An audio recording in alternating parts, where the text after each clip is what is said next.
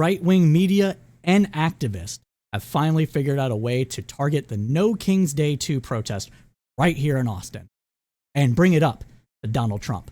Let's give it a listen. One of you here right now, and I'm very grateful that my network, Real American Voice, has partnered up with many of you. Jack Posobiec, you have a show on a network. Many of you, Savannah, have appeared on a network as well. So thank you for being here. So I know it was a little hard to hear, but what he said is that he works with Jack Posobiec on Real America's Voice, the far right-wing cable network that is giving Fox News and Newsmax a run for its money for all of the MAGA out there. So that's curious, isn't it? Jack Posobiec, the guy that made up Pizzagate, we're going to really listen to this guy about what he has to think about a No Kings protest and whatever else is happening in Austin? Really? My question is this. In terms of following the money, I would just notify that the city of Austin is cleared to vote tomorrow to basically waive a $120,000 fee so that a No Kings, basically an anti-Trump rally can occur. No Kings 1 was the biggest protest in American history. In Austin, Texas, it is estimated that around 20,000 people showed up to protest on that day. It is expected that No Kings Day 2 is going to be even bigger than that. And with that many people descending upon the capital city in Texas, we need a way to keep people safe. We, as in everybody that lives in Austin, Texas. That is why Chito Vela was looking to potentially waive the fees that are associated with having these large protests in order to facilitate protection of people and ensure that their First Amendment rights are protected by the city of Austin and by the government in Texas. That is why this was brought up.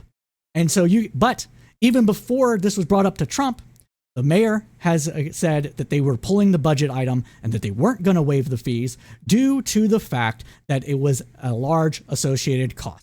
Not only that, but according to KXAN, the total amount of fees that could be waived by the city of Austin was only a roughly $66,000, not the $120,000 that this lying fuck said could be waived. And again, we can't stress this enough. This is to keep people safe and keep their First Amendment rights protected and guaranteed for free speech to remain free. But let's listen on some more. In their city, they're bypassing the fees, rolling it to the taxpayers.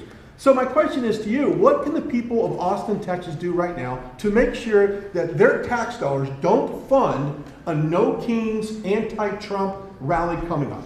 I find it extremely funny that they talk about the No Kings 2-day protest as if it's a targeting Donald Trump instead of being an activation of everybody to say that in this country, we answer to no kings, no masters. In other words, they know that Trump wants to be a king. Do something about that. Bring a lawsuit, do something. You know, the best thing you can do is have honest elections because the elections are totally rigged in so many of these places. Of course, it's always about an unfair election because he lost in 2020 and cannot accept that. This man is a giant man baby, and he got triggered the fuck out by No Kings 2 and having this brought up to him. You know, you take a look, the people, they're all loving you. They can't breathe. They love so much, every one of them. You don't see one negative. Then all of a sudden you lose the election by 20 points. So this just proves that Trump lives in more of a bubble than anybody, one of us do, right? No, everybody loves you. Bro, you only surround yourself with sycophants. So a bunch of yes men are going to be worshiping the ground you walk on. And of course, you're going to be like, why did I lose the 2020 election? This doesn't seem right. Well, maybe if you had some people that would just be honest with you instead of being frayed little bitches, you would understand that people don't like you. But there's no reason to listen to anything else he says here because he just goes on about elections and blah, blah, blah. Right?